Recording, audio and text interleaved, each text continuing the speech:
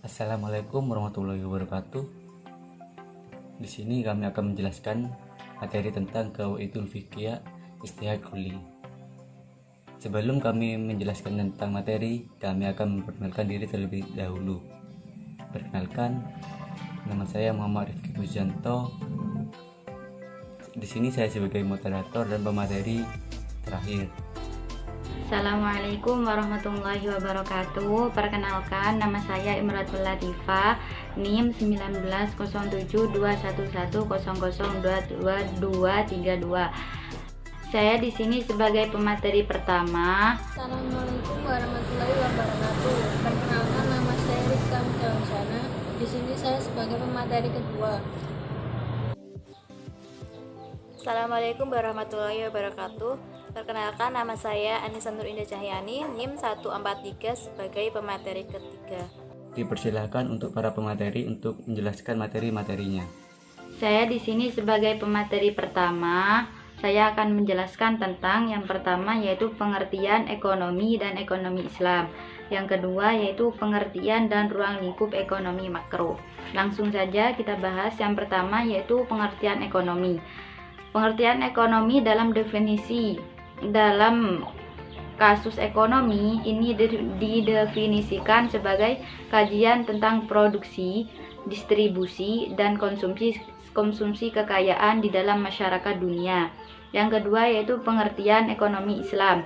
Menurut Muhammad Abdul Manan adalah ekonomi Islam sebagai ilmu sosial yang mempelajari masalah-masalah ekonomi masyarakat dalam perspektif nilai-nilai Islam. Pembahasan yang kedua yaitu pengertian dari ruang lingkup ekonomi makro. Pengertian ekonomi makro sendiri yaitu ilmu yang membahas komponen-komponen secara agregat, yaitu disebut menyeluruh, merupakan penjumlahan dari banyak keputusan-keputusan ekonomi mikro yang pada gilirannya dipengaruhi oleh komponen-komponen ekonomi makro. Yang kedua yaitu ruang lingkup kajian ekonomi makro. Ini terdapat 3 yaitu inflasi, pengangguran, dan ketimpangan neraca pembayaran. Yang pertama yang dimaksud dari inflasi sendiri adalah suatu keadaan di mana harga-harga barang secara umum mengalami kenaikan dan berlangsung dalam waktu yang lama, terus-menerus. Pengertian yang kedua yaitu pengertian pengangguran, yaitu orang-orang yang termaksud dalam angkatan kerja yang masih dalam proses mencari pekerjaan dan belum mendapatkannya. Yang ketiga yaitu ketimpangan neraca pembayaran. Yang dimaksud dari ketimpangan neraca pembayaran adalah catatan dari semua transaksi ekonomi internasional yang meliputi perdagangan, kekayaan, moneter antara penduduk dalam negeri dengan penduduk luar negeri selama periode waktu tertentu, biasanya 1 tahun. Terima kasih. Wassalamualaikum warahmatullahi wabarakatuh. Di sini saya akan menjelaskan tentang instrumen kebijakan makroekonomi. Pemerintah sebagai salah satu pelaku ekonomi yang bertanggung jawab untuk menjaga stabilitas ekonomi yang memiliki seperangkat kebijakan, yaitu kebijakan moneter dan kebijakan fiskal. Kebijakan moneter atau moneter policy adalah kebijakan yang dilakukan oleh otoritas moneter dengan mengendalikan instrumen moneter seperti tingkat bunga dan jumlah uang yang beredar untuk mencapai target pertumbuhan ekonomi, tingkat inflasi, dan nilai tukar uang. Dalam kondisi perekonomian yang mengalami penurunan pertumbuhan ekonomi, maka perlu diterapkan kebijakan moneter ekspansi, misalnya dengan penurunan tingkat bunga untuk mendorong investasi sehingga perekonomian mengalami kenaikan. Sebaliknya, kebijakan uang ketat atau tight money policy diterapkan manakala perekonomian kondisi memanas sehingga berpotensi memicu inflasi, sehingga perlu diterapkan kebijakan peningkatan tingkat suku bunga untuk mengurangi jumlah uang beredar serta investasi sehingga perekonomian kembali terkendali. Kebijakan fiskal atau fiscal policy adalah kebijakan yang dilakukan oleh pemerintah melalui penentuan dari sisi penerimaan dan sisi pengeluaran pada anggaran belanja negara untuk mencapai target pertumbuhan ekonomi. Bagian penting dari kebijakan fiskal adalah perpajakan, karena pajak merupakan komponen utama yang mempengaruhi perilaku masyarakat dalam berkonsumsi dan juga mempengaruhi dari aspek penerimaan negara untuk membiayai proyek-proyek pembangunan. Untuk memulihkan perekonomian yang mengalami kelesuan, pemerintah bisa menggunakan instrumen kebijakan fiskal ekspansi, misalnya dengan menurunkan pajak atau meningkatkan belanja rutin pemerintah sehingga perekonomian akan bergerak dan mengatasi masalah pengangguran.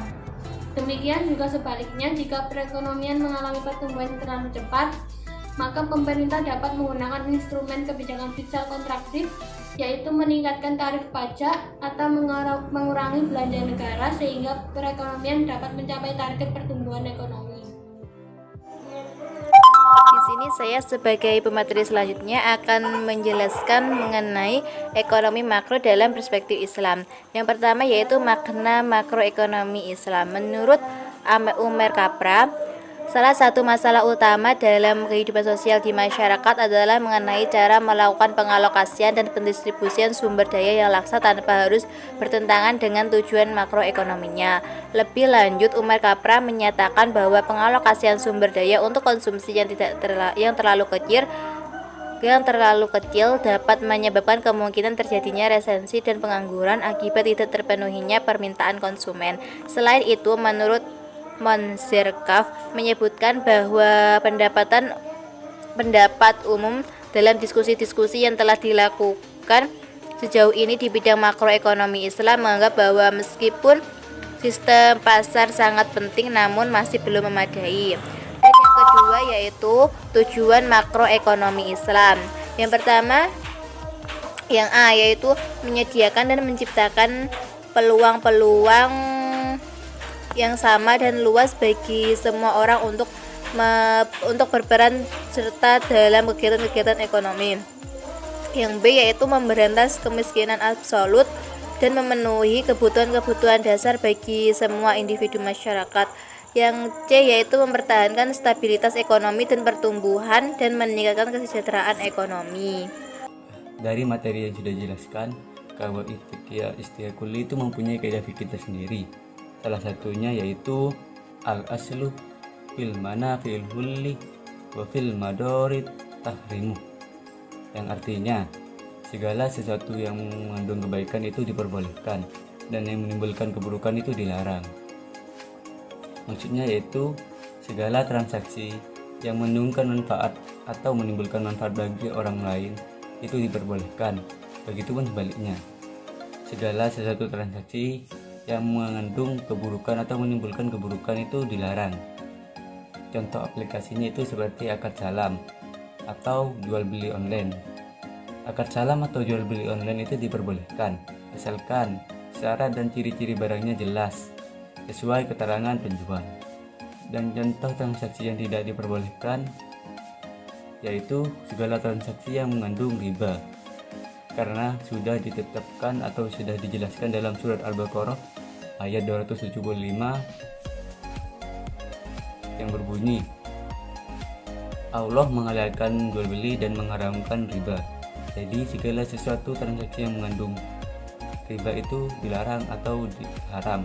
Salah satu contoh transaksi yang mengandung riba yaitu bank konvensional, karena bank konvensional itu masih menggunakan bunga, dan bunga itu disamakan dengan riba, jadi itu haram. Itu saja yang saya akan menjelaskan. Apabila ada kekurangan atau kesalahan mohon dimaafkan. Kami pamit undur diri. Assalamualaikum warahmatullahi wabarakatuh.